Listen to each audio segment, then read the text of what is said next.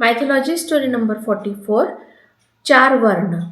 तो मनु जो थे वो अयोध्या के और सूर्यवंश के सबसे पहले राजा बन चुके थे। और अयोध्या नगर में मनु को अपना राजा एक्सेप्ट करके काफ़ी सारे जो प्रजा थी, वो काफ़ी सारे जो लोग थे वो वहाँ आकर निवास करने लगे थे।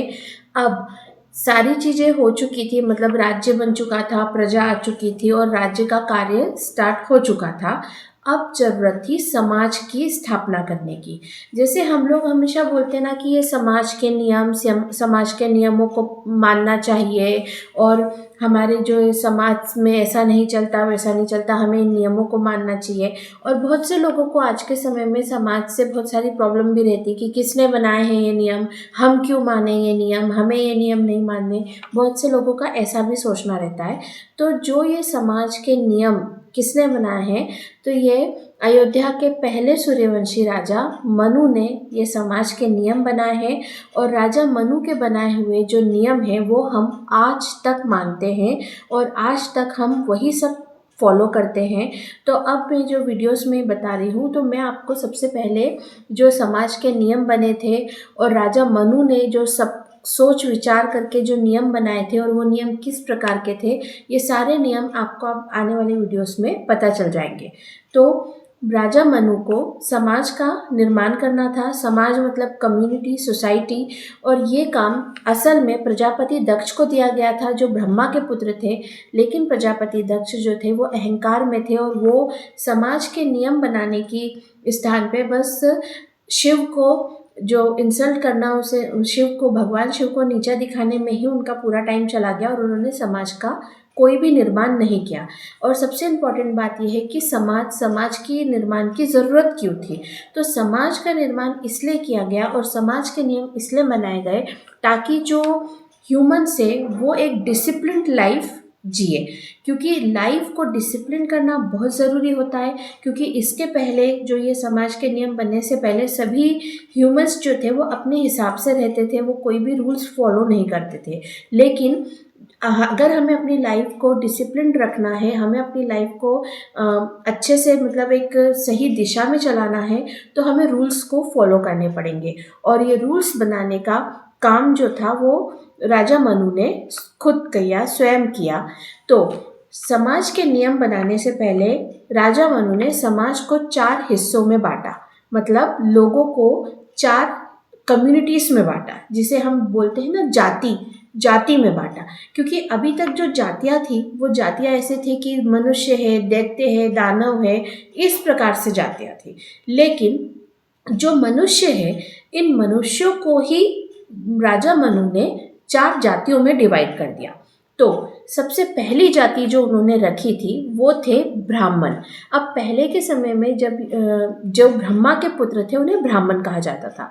लेकिन राजा मनु ने उन सभी मनुष्यों को ब्राह्मण की कैटेगरी में रखा जो बहुत ज़्यादा बुद्धिमान होते थे, जो धर्म में आस्था रखते थे, जो अहिंसा करते थे, मतलब जो हिंसा में अपना योगदान नहीं देते थे, जो ज़्यादातर समय नॉन वायलेंस कंडीशन में रहते थे, जो अहिंसा में रहते थे, और जो वेदों का पाठ करते थे। मतलब देखिए, वेदों का पाठ अपनी मर्जी से करना, अपनी इच्छा से वेदों को पढ़ना, किसी के कहने पर वेदों को पढ़ना और खुद की मर्जी से, खुद के इंटरेस्ट से वेदों को पढ़ना, दोनों में फ़र्क होता है।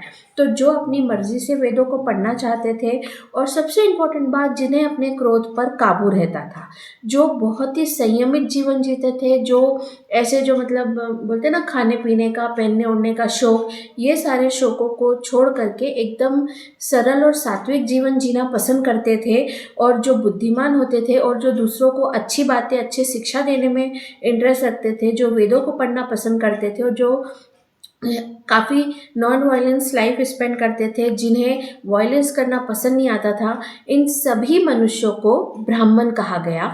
और ब्राह्मणों को सबसे फर्स्ट नंबर की, मतलब सबसे ऊंचे दर्जा दिया गया, सबसे ऊंची जाति कहा गया और उन्हें पूजनीय माना गया। तो ये सभी जो कैटेगरीज थे ये सभी ब्राह्मण में चले गए। अब जो सेकंड कैटेगरी थी वो होते थे क्षत्रिय। क्षत्रिय जो थे, उन क्षत्रिय वर्ण में ऐसे मनुष्यों को रखा गया, क्षत्रिय जाति में ऐसे मनुष्यों को रखा गया जो बहुत ताकतवर थे, जो बहुत बहादुर थे, और जो किसी भी खतरे पे डट के मुकाबला करना जानते थे और जिनके मन में दूसरों की रक्षा करने का इच्छा होती थी। जब भी वो किसी को मुसीबत में देखते थे तो उनका मन करता था कि हम जा कर के इनकी रक्षा करें, और जो कभी भी किसी भी विकट परिस्थिति में डरते नहीं थे, हमेशा वो डर का सामना करते थे।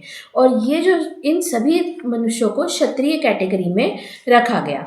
तो ये जो क्षत्रिय थे, इन क्षत्रियों को राजपूत भी कहते थे और आर्य भी कहते थे, मतलब ये उनके सिमिलर वर्ड्स थे। क्षत्रिय का पर्यायवाची या सिमिलर वर्ड मतलब राजपूत। राजपूत मतलब क्या होता है कि राजा का पुत्र, राजा का बेटा। तो राजपूत और आर्य, आर्य भी इन्हें कहा जाता था। तो ये जो थे सेकंड कैटेगरी, ये क्षत्रियों में आती थी। और राजा मनु ने खुद को, स्वयं को क्षत्रिय की कैटेगरी में रखा गया। अब जो थी तीसरी कैटेगरी, जिन्हें वैश्य कहा गया। वैश्य जो रहते थे, इनमें ऐसे मनुष्यों को रखा गया कि जो व्यापार में इंटरेस्ट लेते थे, जिन्हें पैसे कमाने में इंटरेस्ट रहता था, और साथ ही साथ जो पैसों को बचत करना जिन्हें आता था और उन बचत किए हुए पैसों को सही जगह यूज़ करना आता था। मतलब जिनका पूरा का पूरा बिजनेसमैन माइंड रहता था, जिन्हें पूरी की पूरा व्यापार का अच्छा गुण रहता था, पैसे कमाना जानते थे, इन सभी को वैश्य की कैटेगरी में रखा गया। और ये तीसरे नंबर का इनको जाति दी गई। और जो लास्ट एंड चौथे नंबर की जाति, जिन्हें शूद्र कहा गया, तो ये इनमें वो सभी मनुष्य आते थे जिनके अंदर ना ही बुद्धि थी, ना ही बहादुरी थी, ना ही उनके अंदर कुछ पैसे कमाने की कैपेसिटी थी। मतलब इनके अंदर कोई भी गुण नहीं था, ये बहुत ही न्यूट्रल टाइप के ह्यूमंस थे। तो इन सभी मनुष्यों को शूद्र की कैटेगरी में रखा गया। और ये जो मनुष्य रहते थे, इनका जो जॉब, ये सभी ब्राह्मण, क्षत्रिय और वैश्य के यहाँ पर सर्वेंट का काम करते थे, क्योंकि इनके खुद के पास इतना दिमाग होता नहीं था कि वो अपने लिए कुछ डिसीजन ले सके या कुछ पैसे कमा सके। तो ये इन्हीं तीनों के पास में उनके सर्वेंट बन करके उनके घर के जो जो हाउस हो हेल्प की तरह काम करते थे, और जिससे उन्हें पैसे मिलते थे और वो अपना गुजारा करते थे। इस प्रकार से उन्होंने अपने जितने भी मनुष्य थे उन सभी को इन 4 जातियों में, 4 वर्णों में डिवाइड कर दिया। और जिनका थे जो 4 वर्ण है, ब्राह्मण, क्षत्रिय, वैश्य और शूद्र, जिसमें से ब्राह्मणों को सबसे ऊंचा दर्जा दिया गया, और क्षत्रियों को उनसे थोड़ा नीचे, उससे थोड़ा नीचे वैश्य को, और सबसे निचली जाति को शूद्र कहा गया। तो इस प्रकार से राजा मनु ने इन मनुष्यों को 4 जातियों में बांट दिया गया। अब आगे के वीडियो में हम इसी के कंटिन्यू करेंगे कि मनु ने समाज की रचना के लिए और क्या क्या किया और कैसे कैसे नियम बनाए, और वो नियम हम आज तक कैसे फॉलो करते हैं, इन सब के बारे में मैं डिटेल आपको जानकारी दूंगी। तो आज का वीडियो हम यहीं एंड करते हैं, मिलते हैं इसके नेक्स्ट पार्ट में और नेक्स्ट वीडियो में। Okay, bye.